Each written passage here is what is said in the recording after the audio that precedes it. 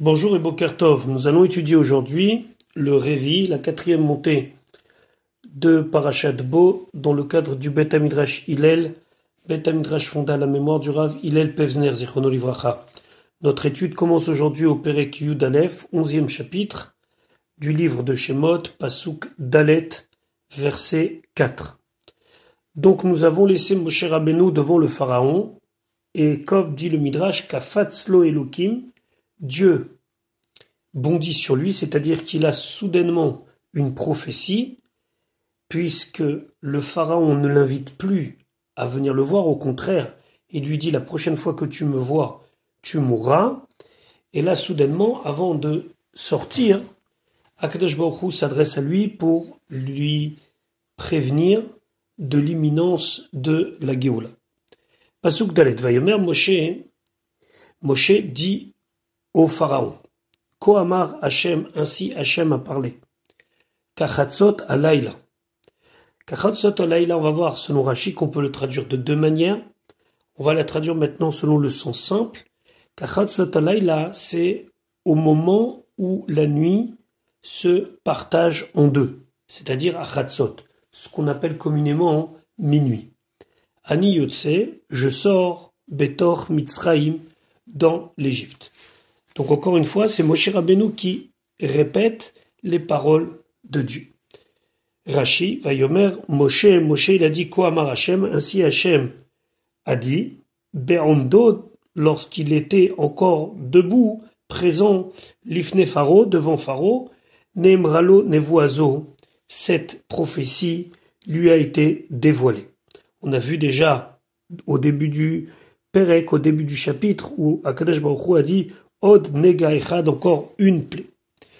Share misheyatsa milefanav, puisque lorsque il est sorti devant lui, ça veut dire que lorsque le pharaon va lui demander de sortir, lo aussi vreot panav, il ne le verra plus jamais. Donc ça, c'est avant que définitivement il quitte le palais du pharaon.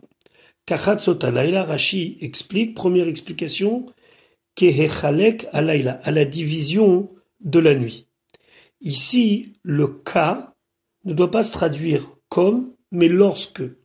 Par exemple, kachatzot, c'est comme le mot ka'alot, lorsque monte. Bacharot apambanu, ici, le bet, c'est lorsque leur colère s'enflammera sur nous. Vezeu pshuto, ça c'est le sens simple, les yachevo alufanaf, pour le faire correspondre à ce qu'il est, chez en chatzot, car ici le mot chatzot, shem davar n'est pas un nom, shel chetzi, qui signifie la moitié, mais c'est ici un moment où se divise la chose. Rabotazon d'Archéo et nos chachamim l'expliquent, Kemok, c'est comme si c'était marqué Keva chatzot alayla, comme à la moitié de la nuit. Ve'amrou, et ils ont dit, Shamar Moshe, que Moshe Rabbeinu il a dit Kachatzot, comme vers le milieu de la nuit, c'est-à-dire un petit peu avant ou un petit peu après. Des mashma à Samuchlo, ça veut dire proche de ce moment-là. Ole fanav, ole acharav, ou avant ou après. Velo amar bachatzot, il n'a pas dit achatzot. Pourquoi? Shema yitu itsnagine pharaon, de peur que se trompent les astrologues du pharaon. Veyomrou, ils vont dire Moshe badayou, Moshe est un menteur. Pourquoi? Parce que selon leur calcul, chatzot devait être à un moment X, et le vrai chatzot, celui que Akadosh Baruch Hu fixe par rapport au véritable temps, devait être à un autre moment.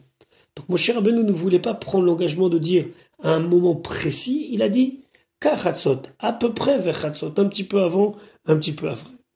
Aval Akadosh Baruch Hu, mais Dieu lui-même, Yodea Itav ou Regaav, lui il connaît ses temps et ses instants.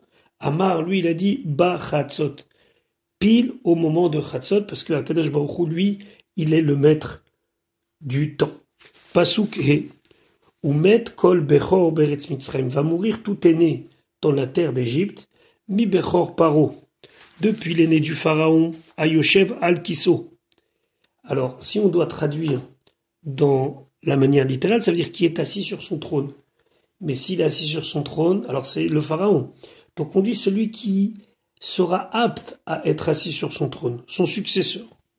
Ad Bechor Ashifra, jusqu'à le Bechor, l'aîné de la Shifra, Asher Achar Arechaim, qui est derrière la meule, Vechol Bechor Behema, et tout aîné de la bête. Rachid expliquait pourquoi devait être puni aussi le premier-né du prisonnier. Ad Bechor Hashevi. Lama Laku Hashvim. Pourquoi ont été frappés même les prisonniers, qui étaient finalement les compagnons d'infortune d'Ibn Israël?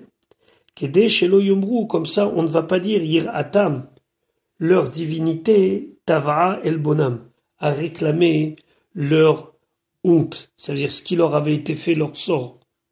Et via Apur Anut al Mitzraim, et c'est leur divinité qui a amené la punition sur l'Égypte. Donc il fallait qu'ils ne restent pas vivants pour qu'on puisse pas dire que c'est le Dieu des prisonniers qui a fait cela. Mi Bechor Paro ad Bechor Hashifra, Kol hapechutim mi Bechor Paro, vachashuvim mi Bechor Hashifra hayu bichlal. On ne comprend pas exactement, nous dit Rashi, pourquoi la Torah a besoin de nous parler du premier-né du pharaon jusqu'au premier-né de la servante. C'est pour nous dire, Kol hapechutim, tous ceux qui étaient moindres dans leur importance, mi Bechor Paro, du premier-né de pharaon, vachashuvim, mais qui étaient plus importants, mi Bechor Hashifra, du premier-né d'une servante, hayu bichlal, ils étaient inclus dans Makat Bechorot. Vela malaku bene hashvachot. Et pourquoi ont été punis même les fils des servantes? Chez Afem meshabedim baem, parce que même eux, même les fils des servantes, pratiquaient l'esclavage sur les Bnei Israël, ou smechim betzaratam, et ils étaient contents et ils se réjouissaient du malheur des Bnei Israël. V'chol bechor behema, Rashi les fiches ayu ovdim là, parce qu'ils servaient les bêtes. Lorsqu'Akadosh Baruch Hu punit une nation, Nifra, il punit me Eloheha de ses divinités. Pasuk Vav, Vehaïta Tseaka Gedola, et il y aura un grand cri Bechol Eretz Mitzrayim, dans toute la terre d'Égypte. Ça veut dire dans chaque maison, car dans chaque endroit il y aura un premier-né. Asher Kamou, comme cela, l'onieta, il n'y a pas eu. Vechamou, et comme cela, l'otosif, il n'y aura pas encore un tel cri et un tel malheur. Le Sforno d'expliquer qu'en temps de guerre, c'est normal qu'il y ait des cris. Mais là, c'est shalom, il y avait la paix, il n'y avait pas d'ennemi. L'ennemi n'était pas visible. L'ennemi, c'était Akadosh Baruch Hu, si on peut appeler ça un ennemi, qui vient punir une nation. Ces cris-là étaient des cris très forts et très intensifs que l'Égypte n'avait pas connu jusqu'à maintenant et ne connaîtra plus. Pasuk Zain, ou le Chol Bnei Israël, mais pour tous les Bnei Israël, lo yecheratz kelev leshono. Alors ici on va traduire selon Rashi, le chien ne va pas aiguiser sa langue. D'autres traduiront ne va pas tirer sa langue. En tout cas, ça veut dire concrètement que les chiens n'aboieront pas, les meish ve'ad behema, ni au passage d'un homme, ni au passage d'une bête des Bnei Israël. Les man tedeun, afin que vous allez savoir, Asher yafle Hashem, que Hashem a séparé Ben Mitzraïm entre l'Égypte, ou Ben Israël, et entre Israël. C'est un signe que les Bnei Israël allaient quitter de manière paisible l'Égypte. Alors qu'en Égypte, il y aurait cris et panique, chez les Bnei Israël, même les chiens, en les voyant passer, vont sentir une certaine tranquillité et ne vont pas aboyer. D'autres, c'est amené dans le Orachaim, amène la phrase de la Gemara qui dit Klavim tsoakim alachamavet ba'ir, que lorsque les chiens boient, ça veut dire que l'ange de la mort est dans la ville.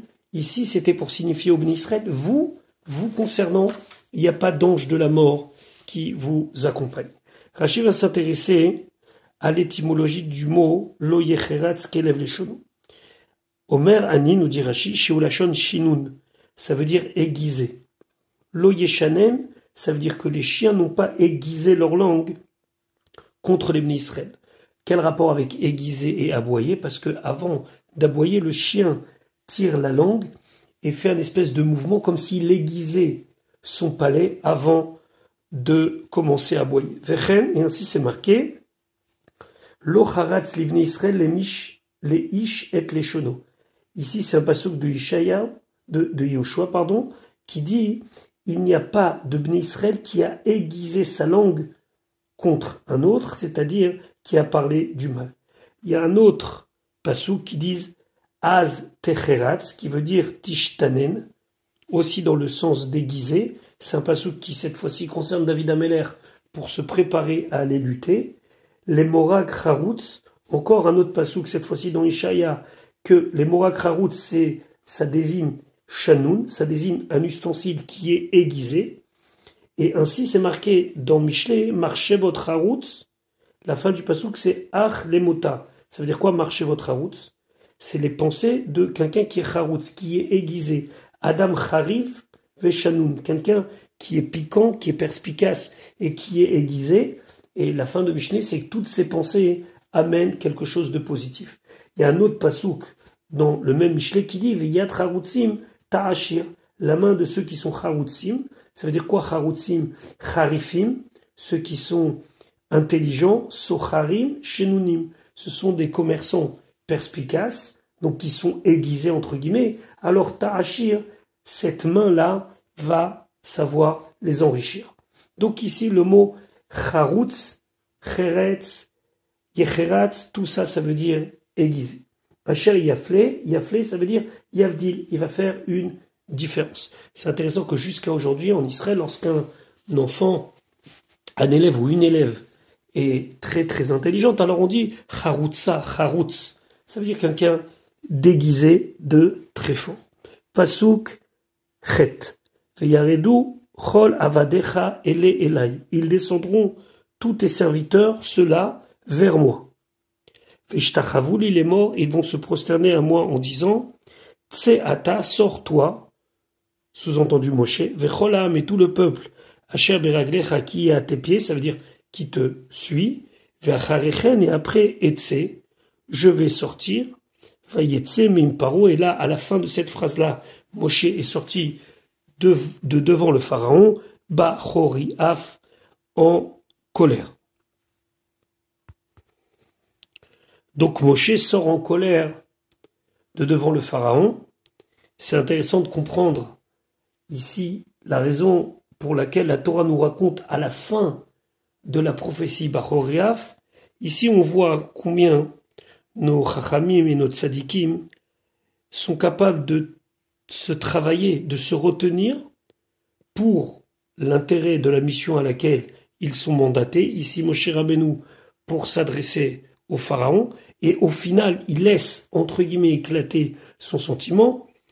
On se rappelle que le pharaon lui dit « tu vas plus jamais me voir », et là, donc, lorsqu'il sort, à la fin d'avoir accompli ce qu'il a accompli, il sort Bachoriaf un petit peu en colère. Maintenant, malgré tout, Moshe Rabbeinu va continuer à respecter le pharaon. Pourquoi? Regardons Rashi. Veyaredo, chol avadecha, ils vont descendre tous tes serviteurs. Rashi dit Chalak kavod la malchut. Il a ici donné de l'honneur à la royauté. Share basof yarat paro beatzmo elav. Parce que basof finalement yarat paro beatzmo, c'est le pharaon lui-même qui va descendre elav à lui vers Moshe Rabbeinu balayla, la nuit, vers Mar, et il dira Kumu tseu mitochami, levez-vous, sortez de mon peuple. Felo amar lo Moshe mitechila. Et Moshe ne lui a pas dit depuis le départ Veyarat ta elai, c'est toi qui vas descendre vers moi, Veishtachavita li, et tu vas te prosterner à moi. Il a su garder, et d'ailleurs, on a vu dès le départ, lorsqu'il a été missionné, où Akadosh Baruch Hu lui dit clairement qu'il devra garder toujours kavod la malchut, malgré tout, de l'honneur pour le roi. Asher beraglecha, c'est quoi le peuple qui est à tes pieds? Aolchim, achar atzatecha ve'uluchacha. C'est ceux qui suivent Aolchim, Achar Atzatecha, derrière tes conseils, la manière de les guider, Vehiluchacha, et la manière dont tu les guides. Vachar Echen Etse, et après je sortirai, donc là c'est Moshe Rabbeinu qui dit au pharaon, Im kol ha'am, avec tout le peuple, Me'artzecha, de ta terre. Vayetse Mimparo, il est sorti de devant le pharaon, Keshegamar Devarav, quand il a fini sa parole, donc cette prophétie de Dieu, Yatsa Milefanav, il est sorti de devant lui. Bachoriaf, en colère. Sur quoi Moshe Rabbeinu était en colère? Al Shamarlo, sur le fait qu'il lui a dit, Al Tosef Reot Panay, tu ne continueras pas à voir ma face. Sur cela, Moshe Rabbeinu était mécontent. Pasuk tet, Vayomer Hashem el Moshe, Hashem a dit à Moshe, Lo ishma alechem, il ne va pas vous écouter, il ne va pas accepter vos paroles, Paro, le pharaon. Leman afin, Rebot Moftai, je vais multiplier mes prodiges, Be'eretz Mitzraim, dans la terre d'Égypte. Rachid expliquait, Rebot Moftai, Moftai, mes prodiges, c'est un pluriel, donc c'est au minimum Shnaim 2. Rebot multiplié, ça veut dire au moins un de plus, ça fait Shlosha. Donc Akadosh Baruch Hu s'apprête à faire 3 choses encore qui sont prodigieuses. Makat Bechorot, la mort des premiers-nés. Kriyat Yamsouf, la traversée de la mer Rouge. Ou les Naer et Mitzraim, et de secouer l'Égypte, c'est-à-dire que dans la mer, les Égyptiens vont être dans un tourbillon d'eau qui va les faire périr. Ici, on pourrait s'attendre que finalement le pharaon va craquer, entre guillemets, va dire « sortez avant Makat Bechorot ». On sait très bien que ça fait déjà 9 fois que tout ce que Moshe Rabbeinu a prévu s'est accompli, et malgré tout, le pharaon n'accepte pas la parole de Dieu. C'est la raison pour laquelle, encore une fois, Hachem dit à Moshe « Lo ishma alechem paro », il ne va pas vous écouter, malgré que logiquement, il aurait dit. Ainsi explique le Ramban Nachmanide ce pasuk. Pasuk Yud. Où Moshe et Aaron Assou, ils ont fait. Et kol ha-moftim ha'ele, tous ces prodiges, l'ifne Pharaon, devant le pharaon. Vayichazek Hachem, et Hachem, il a endurci, il a renforcé et tlef paro, le cœur du pharaon, velo shilach, et il n'a pas envoyé et béné Israël, les béné Israël. Le Ramban se demandait, mais pourquoi la Torah a besoin de nous dire ça ici, alors qu'on s'apprête dans quelques psukim à voir Makat Bechorot, pour bien nous signifier que jusqu'à maintenant, Moshe et Aaron ont accompli pleinement leur mission. Makat Bechorot, Moshe et Aaron n'ont aucun rôle à jouer. Donc on dit, voici les prodiges qui ont été faits par Moshe et Aaron. Rachid expliquait, où Moshe et Aaron assou, Gvar katav lanu zot. Gvar katav lanu, il nous a déjà écrit zot cela. Bechol ha-moftim, velo shenan kan, et il ne l'a renouvelé ici, ne l'a répété ici, et la bishvil les somcha, les paracha shel acharia, simplement pour juxtaposer avec la paracha qui suit, avec le paragraphe qui suit. Donc c'est-à-dire que Rashi, de nous dire qu'il n'y a pas d'intérêt direct à ce que ça soit répété, c'est uniquement pour faire un lien entre les moftim, les prodiges, et ce que l'on va expliquer dans les psukim suivants.